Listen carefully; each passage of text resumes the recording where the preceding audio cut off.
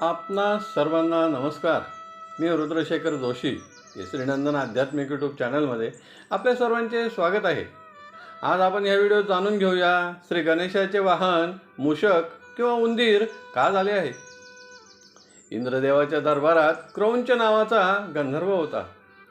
एकदा तो घाईघाईने जात असताना त्याचा पाय वामदेव नावाच्या मुनीस लागला. त्यामुळे ते क्रोधित झाले व त्यास शाप दिला, तुला त्वरित उंदराची योनी प्राप्त होईल. इंद्रलोक सोडून तू पृथ्वीवर भटकत राहशील. ही शापवाणी ऐकताच बरोबर क्रौंच गंधर्वाने वामदेव मुनींची क्षमा मागितली. त्याने सांगितले, हे मुनिवर, मी मुद्दाम पाय लावला नाही. मी घाईघाईने जात असताना न कळत माझा पाय आपणास लागला आहे. त्याने नमस्कार केला, सांगितले मला क्षमा करावी. मुनींना त्याची दया आली. त्यास सांगितले, मी दिलेला शाप तर परत घेऊ शकत नाही, पण त्या योनीतही तुझे कल्याण होईल. भगवान श्री गणेशाचे तू वाहन होशील. हा उशाप ऐकला. त्याने मुनींना नमस्कार केला आणि लगेच शापवाणी खरी ठरली. तो उंदीर होऊन पृथ्वीवर पडला. जेथे पडला तेथे पराशर ऋषींचा आश्रम होता. तो उंदीर म्हणजे लहान नव्हता, असामान्य मोठा होता. अंगावर मोठे केस, तीक्ष्ण दात, दाढा. पराशर ऋषींच्या आश्रमात पडताच बरोबर त्याने तेथे त्याच्या योनीनुसार, स्वभावानुसार कार्य सुरू केले. त्याने सुरुवातीला धान्याने भरलेली सर्व कोठारे कुरतडायला सुरुवात केली. सर्व धान्यांचा नाश केला. धान्य कुरतडून खाऊ लागला. ऋषींच्या आश्रमातील ग्रंथ कुरतडायला सुरुवात केली.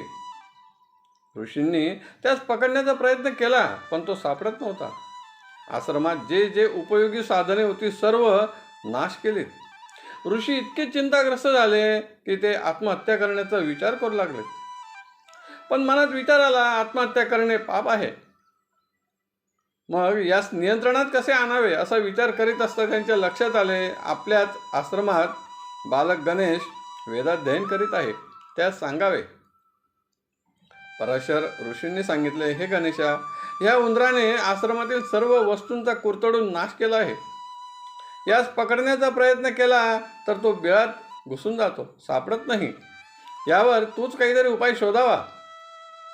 बालक गणेशाने सांगितले, तुम्ही चिंता करू नये, मी त्यास आता पकडतो व दंडित करतो. बालक गणेशाने त्यास शोधले, पण तो बिळात शिरला. गणेशाने पाश टाकला तसा उंदराचा जीव कासावीस होऊ लागला. उंदराने विचार केला, मी आतापर्यंत मोठमोठे पर्वत देखील पोखरून काढलेत, तरी देखील कुणीही मला पकडू शकले नाही. पण आज हा पाश कुणी टाकलाय, ज्यामुळे माझे प्राण जाण्याची वेळ आली आहे. गणेशाने त्यास पाशने ओढला तसा उंदीर बिळाच्या बाहेर आला. त्याने गणेशाला पाहताच जाणले, हे स्वतः भगवान गणेश आहेत. त्यास वामदेव ऋषींनी दिलेला शाप आठवला. पूर्वजन्माची स्मृती झाली. भगवंतापुढे नतमस्तक झाला व प्राणाची भीक मागू लागला. श्री गणेशाने सांगितले, यापुढे असा त्रास देऊ नकोस, माझ्या भक्तांचे अहित करू नकोस. त्याने सारे काही मान्य केले. तेव्हा श्री गणेशाने सांगितले, तुला मी जीवनदान दिले आहे, आता निर्भय होऊन तू काहीतरी मागावे.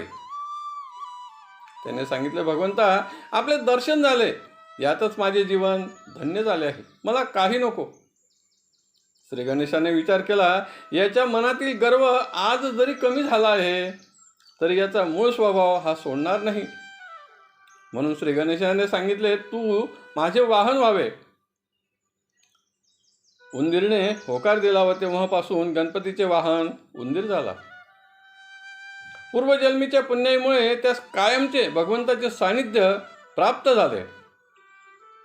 ही कथा श्री गणेश पुराण अध्याय 134 मध्ये वर्णित आहे. ती विस्तृत करून ह्या व्हिडिओत प्रस्तुत केली आहे.